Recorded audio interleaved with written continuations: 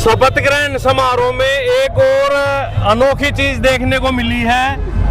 UP से भी लोग आए हैं। भाई साहब, शपथ ग्रहण है दिल्ली का, आप और यूपी से यहाँ पे। हमारा मतलब इसलिए है, जो दिल्ली में चुनाव हुआ है, हमारे गाजियाबाद के माननीय सांसद अतुल गर्ग जी, जो दिल्ली चुनाव के सहप्रभारी थे, उनके नेतृत्व में चुनाव लड़ा गया है। हम उन्हीं के नेतृत्व में उनका हौसला बढ़ाने के लिए आए हैं। और योगी जी का तो राज है ही, खैर यूपी में योगी जी की तो बात की अलग है। अच्छा, जैसे योगी जी का एक यूपी में क्या मतलब पूरे देश जानता है कि भाई एक दबदबा है कि जो भी 3-5 करता है, 3-5 का मतलब कि जो भी भ्रष्टाचार की तरफ चलता है, बुलडोजर से डर लगता है सबको, भ्रष्टाचारियों को।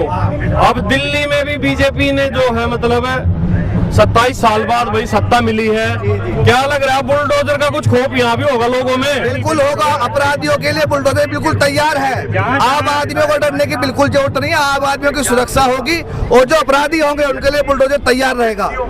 अच्छा, और भी 27 साल में काफी मुद्दे ऐसे हैं गरम कि भाई यमुना की सफाई आज तक कोई नहीं कर पाया है। और इन्होंने सर मैं जब आपसे बात करूंगा तो आप जवाब देना।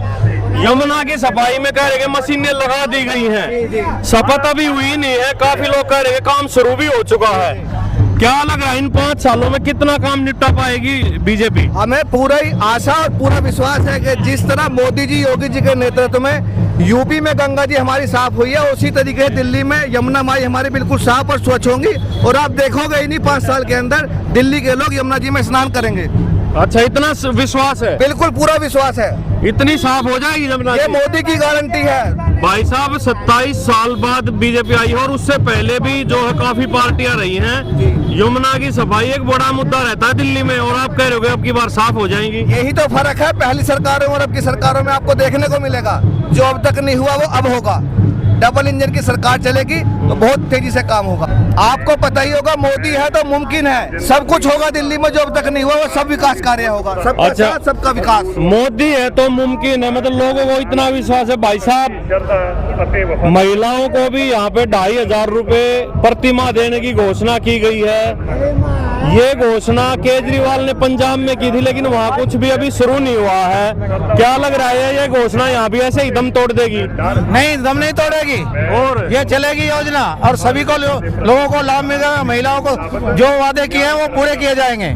अच्छा जी, आप मेरे पीछे से बोल रहे थे साहब, आप ये बताइए, दिल्ली में महिला योजना लागू की है, एक जो सबसे अहम जो मैनिफेस्टो में वादा किया है उस पे सबकी नजर है। केजरीवाल साहब 200 यूनिट देते थे और बीजेपी ने मैनिफेस्टो में कहा गया हम 300 यूनिट देंगे।